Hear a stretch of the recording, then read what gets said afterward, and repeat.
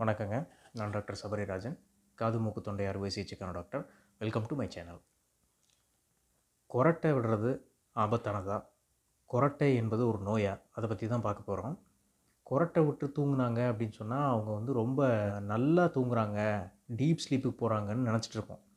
என்ன சொல்லுவாங்க, உனக்கு என்னப்பா நல்லா கொரட்டை விட்டு தூங்குற அப்படின்னு சொல்லுவோம். ஆனால் இது வந்து தவறான ஒரு நம்பிக்கை. கண்டிப்பாக கொரட்டை விட்டு தூங்குறது வந்து ஆரோக்கியமான ஸ்லீப் கிடையாது. அவங்க டீப்பான ஸ்லீப்பு, நல்ல ஸ்லீப்புக்கு போகிறதில்ல. கொரட்டை விடுறது, இதனால் வரக்கூடிய பிரச்சனை, இதெல்லாம் எத்தனை பேருக்கு இருக்குது அப்படின்னு நினைக்கிறீங்க? இந்தியாவில் கிட்டத்தட்ட 13% பேருக்கு வந்து இந்த குரட்டையினால் வரக்கூடிய நோய் இருக்குது அப்படின்னு சொல்லிட்டு ஒரு ஆய்வறிக்கை சொல்லுது. 13% அப்படிங்கிறது வந்து இந்தியன் பாப்புலேஷனை பொறுத்த வரைக்கும் மிகப்பெரிய நம்பர்.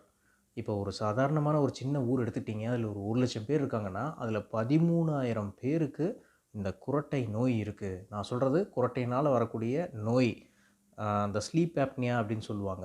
அதை பற்றி மட்டும் பேசுகிறேன். மற்ற பிரச்சனைகள் இன் ஜென்ரல் பொதுவாக குரட்டை விடுறவங்க வந்து இன்னும் நிறைய பேர் இருப்பாங்க. அப்போ இது வந்து எவ்வளவு பெரிய ஒரு கம்யூனிட்டி ப்ராப்ளம் அப்படின்றது வந்து நீங்களே கணக்கு போட்டுக்கோங்க. குரட்டை வந்து எதனால் ஏற்படுது? ஸ்லீப் ஆப்னியா அப்படின்னா என்ன? இதை வந்து நம்ம எப்படி கண்டுபிடிக்கிறது? இதுக்கான தீர்வு என்ன? இதை பற்றி தான் இன்றைக்கி பார்க்க போகிறோம். வாங்க வீடியோக்குள்ளே போகலாம்.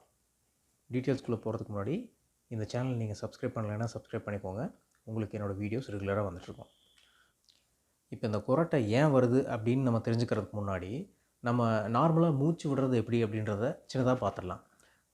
மூக்கு வழியாக நம்ம சுவாசத்தை உள்ளே இழுக்கும்போது மூச்சு காற்று மூக்கு வழியாக போய் மூக்குக்கு பின்னாடி ஃபேரிங்ஸ்ன்னு சொல்லுவோம், அதை தாண்டி குரல் வளைக்குள்ளே போய் மூச்சுக்குழாய் வழியாக நுரையீரலை போய் சேருது. இப்போது மூக்கு நுனியிலிருந்து மூச்சுக்குழாய் வரைக்கும் எங்கே அடைப்பு இருந்தாலும், எங்கே அழுத்தம் இருந்தாலும் குரட்டை வரும். எதனால் குரட்டை வருது அடைப்பு இருந்தால்? இப்போது ஒரு பைப்பில் வந்து தண்ணியோ காற்றோ போகிறத வந்து இமேஜின் பண்ணிக்கோங்க. இப்போ பைப்பினுடைய சைஸு பெருசாக இருக்கிற வரைக்கும் ஃப்ரீயாக ஃப்ளோ ஆகிட்ருக்கும். எங்கேயாவது ஒரு இடத்துல ஒரு தடங்கல் வருது, அந்த பைப்பினுடைய சைஸு டக்குன்னு சுருங்குது அப்படின்னு சொன்னால், அந்த இடத்துல வந்து மூவ் பண்ணுறதுக்கு சிரமமாக இருக்கும். அப்போ வந்து ரொம்ப சிரமப்பட்டு போகும்போது ஒரு வைப்ரேஷன் க்ரியேட் ஆகும். அதுதான் வந்து நம்மளுக்கு குரட்டையாக கேட்குது. சரி, இப்போ இந்த அப்ஸ்ட்ரக்ஷன் வந்து எந்தெந்த இடத்துல என்னென்ன ப்ராப்ளத்தினால வரலாம்? மூக்கில் மூக்கு தண்டு வந்து நேராக இல்லை, வளைஞ்சிருக்கு அப்படின்னா, அந்த இடத்துல ஒரு குறுகலான வழி வழியாக காற்று போகும்போது இந்த மாதிரி குரட்டை வரலாம். சப்போஸ் மூக்குக்குள்ளே ஏதாவது ஒரு சத வளர்ச்சியோ, பாலிப் மாதிரியோ, இல்லை ஏதாவது ஒரு கட்டி மாதிரியோ இருந்ததுன்னா அப்பவும் வரலாம். மூக்கும் வாயும் வந்து ஒன்று சேர்கிற இடம் ஓரோஃபேரிங்ஸ்னு சொல்லுவாங்க. அங்கே வந்து இப்போது நாக்குக்கு பின்னாடி நீங்கள் பார்த்துருப்பீங்க, சின்ன குழந்தைங்களுக்குலாம் டான்சில்ஸ் இருக்கும் இல்லையா? அது குழந்தைங்களுக்கு மட்டும்தான் இருக்கணும்னு இல்லை, பெரியவங்களுக்கும் இருக்கலாம். இப்போ வந்து டான்சில்ஸ் வந்து வீங்கி பெருசாயிருச்சு அப்படின்னு சொன்னால், அப்போது அதை தாண்டி மூச்சு காற்று உள்ளே போகும்போதும் இந்த மாதிரி குரட்டை சத்தம் கேட்கலாம். இப்போ டான்சில்ஸ் மாதிரியே மூக்குக்கு பின்னாடி இன்னொரு ஒரு சதை வளர்ச்சி இருக்குது, அடினாய்டுன்னு சொல்லுவாங்க. அது வந்து மெயினாக குழந்தைங்களுக்கு அதிகமாக இருக்கும். அது வீங்கி இருந்தால் கூட இந்த மாதிரி அடைப்பு ஏற்படலாம். உடல் பருமன் அதிகமாக இருக்கவங்களுக்கு வந்து கழுத்து பகுதியில் அந்த குரல் வளையை சுற்றி ஃபேட் அதிகமாக டெபாசிட் ஆகிருக்கும். அதுவே ஒரு அழுத்தத்தை கொடுக்கும். ஸோ இப்போ இந்த நிறைய காரணத்தினால குரட்டை வருது. குரட்டைனால என்னங்க ப்ராப்ளம்னு கேட்குறீங்களா? மெயின் விஷயம், குரட்டை உங்கள் தூக்கத்தை கெடுக்குதோ இல்லையோ, உங்கள் பக்கத்தில் தூங்கிட்டு இருக்கவங்களுடைய தூக்கத்தை கண்டிப்பாக கெடுக்கும். ஓகேங்களா? ஸோ இந்த ஃபேமிலி டிஸ்பியூட்டுக்கான முக்கியமான ஒரு காரணம் இந்த குரட்டை வந்து ஒரு மிகப்பெரிய பிரச்சனை. இது மட்டும்தான் ப்ராப்ளமானு கேட்டிங்கன்னா இல்லை. இந்த அப்ஸ்ட்ரக்ஷன் அப்படியே அதிகமாகிட்டே இருந்ததுன்னா இந்த குரட்டை வந்து குரட்டை நோய் அப்படின்னு சொல்லக்கூடிய அந்த ஸ்லீப் ஆப்னியாவை நோக்கி நகரும். ஆப்னியானா என்ன? மூச்சு விடாமல் இருக்கக்கூடிய நிலைக்கு பேர் தான் ஆப்னியா. ஸ்லீப் ஆப்னியான் போது தூங்கும்போது சில பேருக்கு வந்து மூச்சு நின்று வரும். இப்போது கணவருக்கு வந்து ஸ்லீப் ஆப்னியா இருக்குதுன்னா ஒய்ஃபை கேட்டிங்க அப்படின்னா, டாக்டர் அவர் தூங்கிட்டே இருக்கிறாரு, திடீர்னு குரட்டை விட்டுக்கிட்டு இருக்கும்போது டக்குன்னு மூச்சு நிற்கிது, ஒரு 10 செகண்ட் கழித்து திடுக்குன்னு தூக்கி போடுது, அப்புறம் எந்திரிச்சு திருப்பியும் மூச்சு விட்றாரு அப்படின்னு சொல்லுவாங்க. இதுதான் வந்து அப்சர்வ்டு எபிசோடு அப்படின்னு சொல்லுவோம். இப்போ இப்படி ஆகிறதுனால என்ன ப்ராப்ளம்? காற்று சுத்தமாக கொஞ்சம் நேரத்துக்கு உள்ளே போகாது. இப்படி விட்டு விட்டு போயிட்டுருக்கும்போது ஆக்சிஜன் அளவு வந்து ரத்தத்தில் குறையும். ஏன்னா மூச்சு விடும்போது அந்த மூச்சு காற்று வழியாக தான் நுரையீரலுக்கு காற்று போய் அங்கேருந்து தான் ரத்தத்துக்கு ஆக்சிஜன் கிடைக்குது. இப்போ அதுவே ப்ராப்ளம் ஆகும்போது ரத்தத்தில் வந்து ஆக்சிஜன் கம்மியாகும். அப்போது மூளைக்கு போகிற ரத்தத்துக்கு, இருதயத்துக்கு போகிற ரத்தம், நுரையீரலுக்கு போகிற ரத்தம் எல்லாத்துலேயுமே வந்து கம்மியான ஆக்சிஜன் தான் இருக்குது. ஸோ இது வந்து ரொம்ப நாளாக தொடர்ந்து வருஷக்கணக்காக இந்த ப்ராப்ளம் இருந்துகிட்டே இருந்துச்சுன்னு சொன்னால், இந்த எல்லா உறுப்புகள்லேயுமே ப்ராப்ளம் வர்றதுக்கு ரிஸ்க் இருக்குது. இப்போ ஒரு பேஷண்ட் வர்றாங்கன்னு சொன்னால், அவங்களுக்கு அந்த ரிஸ்க்கு இருக்கா இல்லையா அப்படின்றது வந்து நம்ம எப்படி அசஸ் பண்ணுவோம் அப்படின்னா, அதுக்கு சில கொஷின்ஸ் எல்லாம் இருக்குது.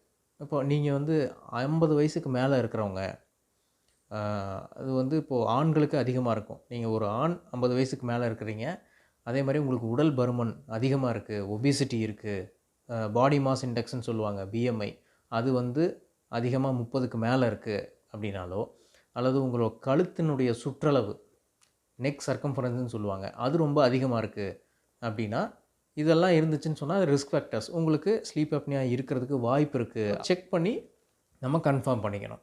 இப்போ இந்த குறட்டை நோய் இருக்கிறதுக்கான அறிகுறிலாம் என்னென்ன அப்படின்னா, இப்போ விட்டு விட்டு இந்த மாதிரி மூச்சு வாங்குறதுனால என்னாகும், சரியான தூக்கம் இருக்காது, ஃப்ராக்மெண்டட் ஸ்லீப்புன்னு சொல்லுவாங்க. அப்போது அடுத்த நாள் காலையில் உங்களுக்கு தூங்கி எந்திரிச்சு அந்த ஃப்ரெஷ்னஸ் கிடைக்காது. அப்போ டே டைம் ஸ்லீப்பினஸ்ன்னு சொல்லுவாங்க. பகல் நேரத்தில் தூங்கிட்டே இருப்பாங்க. டிவி பார்த்துட்ருக்குறாங்க, பார்க்க பார்க்க அப்படியே உட்காந்து தூங்கிடுவாங்க. ஏதாவது புக்கு படிச்சுட்ருக்குறாங்க, படிக்க படிக்க அப்படியே தூங்கிடுவாங்க.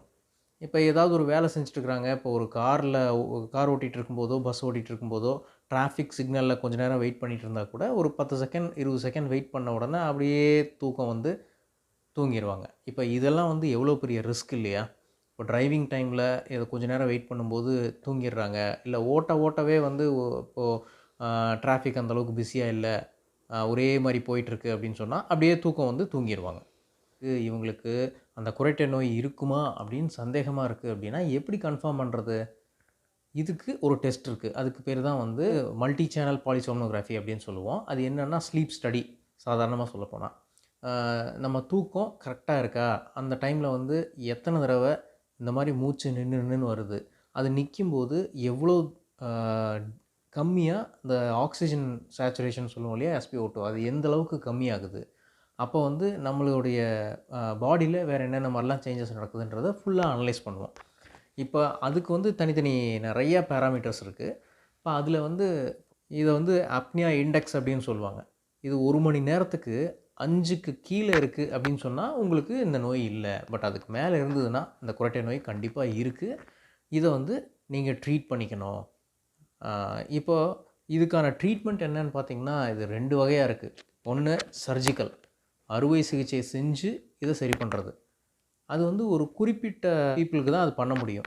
மூக்குத்தண்டு வளைஞ்சிருக்கு ஒருத்தருக்கு, அது மட்டும்தான் பிரச்சனை, மற்ற ப்ராப்ளம்லாம் எதுவும் இல்லை அப்படின்னா நம்ம மூக்குத்தண்டை நேர் பண்ணிட்டோன்னா இந்த குறட்டை ப்ராப்ளமும் கம்மியாயிரும், இந்த குறட்டை நோயும் கம்மியாயிரும். இப்போது குழந்தைகளுக்கெல்லாம் கூட இந்த ஸ்லீப் அப்னியா வரும். எஸ்பெஷலி இந்த டான்சில் அடினாய்டு வீக்கமாக இருக்கக்கூடிய குழந்தைங்களுக்கு இந்த மாதிரி வரும்.